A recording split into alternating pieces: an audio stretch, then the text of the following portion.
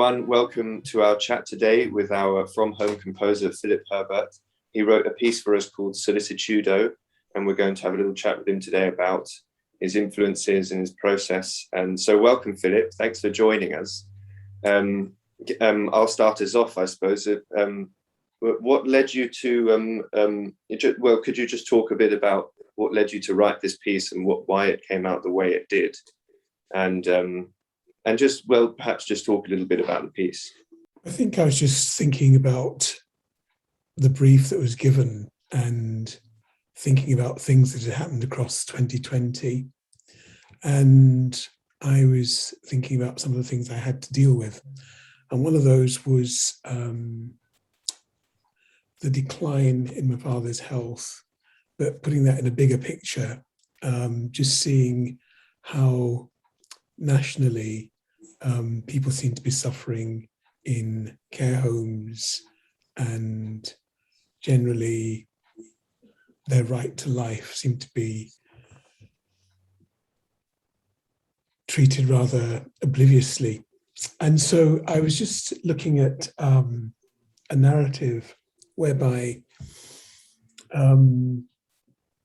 it would be quite easy to capture musically and crystallize it quite briefly.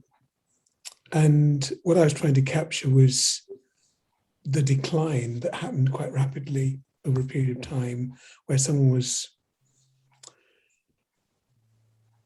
previously mobile and then had a couple of falls, and where the narrative begins, musically speaking, they're in hospital with delirium, and then relatives visit, and this person comes out of that process, and then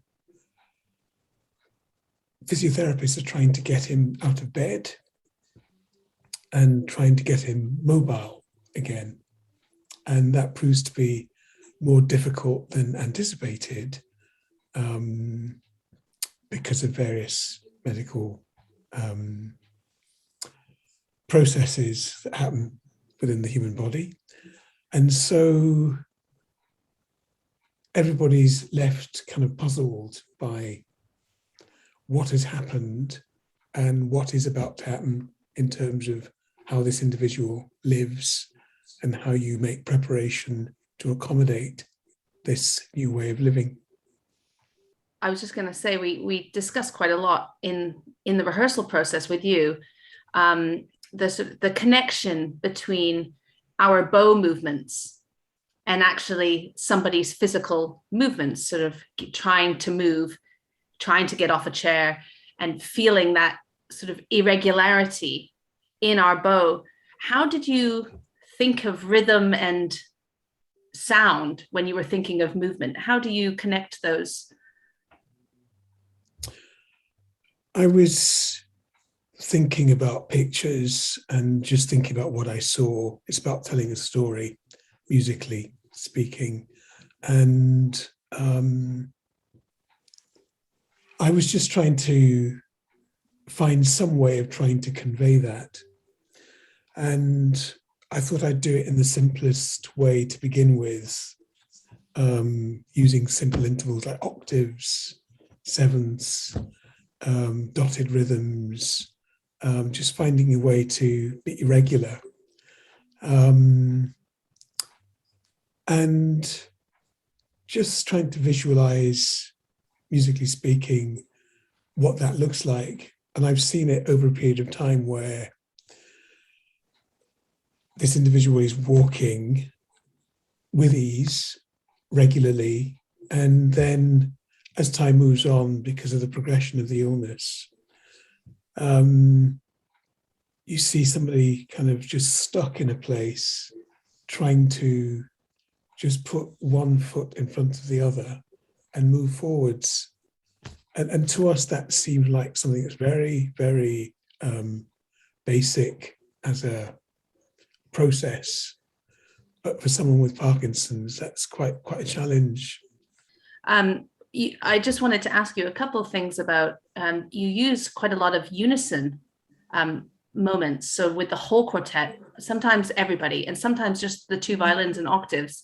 I was wondering if that color of everybody saying something together was somehow, in terms of the story, was it a sort of unifying feeling? Because obviously we have the jagged rhythms and everything, but we're often in octaves when we say the statements together. And I was wondering if that has sort of how that resonated with you in terms of the sound color. This thing about mobility is quite fundamental to the way in which we live. And just having to focus on those octaves, simple sounds, and it probably goes on for a period of time and people are thinking, well, is this going to change? Is it staying the same? It's about kind of focusing on this whole kind of idea of moving from one phase to another, and you end the piece in another place where mobility doesn't come back. It's just something in the ether.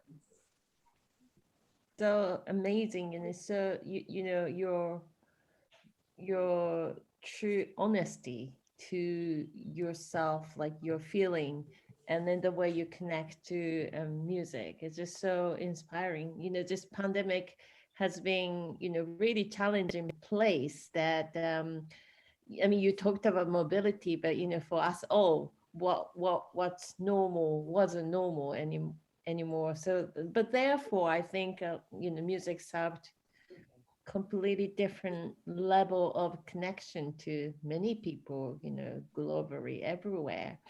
And we're so grateful for, you know, this creation of your music, which is so connected to your own what painful, but you know, but your own story, that something only you could tell to the world, you know, look at this problem, look up these things, what's happening. And yeah, so just the way you approached, it's so inspiring for us all.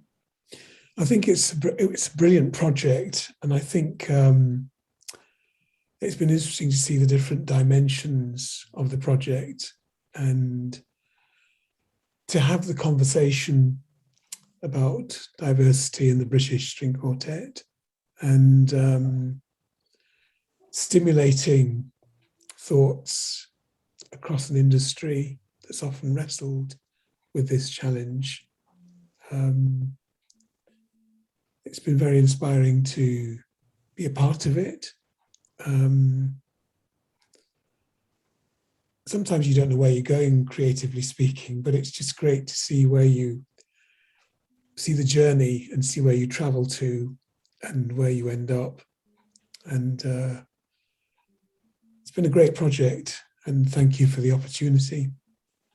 Oh,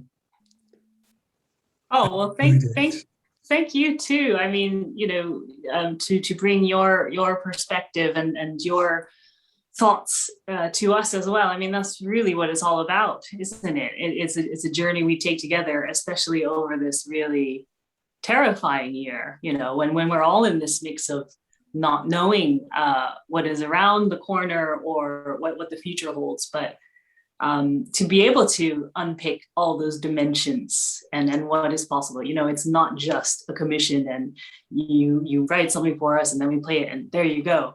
But everything else around it, the conversations, the filming and the video or the symposium, I mean, that just builds more body to what we do and why we do it. Of course. I mean, for me, I've really valued having conversations about music, but other things as well. And for me, this process has just made it much more interesting. As Carmen said, you know, often when you play something, often by a living composer, but we don't get to have the conversations. We don't get to talk about the logistics or the details or the story behind the piece and understand or have a glimpse into a composer's life and at a moment that a piece was written. And we spend a lot of time trying to figure that bit out ourselves. But to be able to have the conversations with you you know, throughout the process of us working on it, but also a bit of to and fro. This process has been really interesting, and I've really valued that. So thank you so much for joining us and joining our project. And we hope in the future we can cross paths many times. So thank you. Thank you very much. It's been a privilege and an honor. Thank you.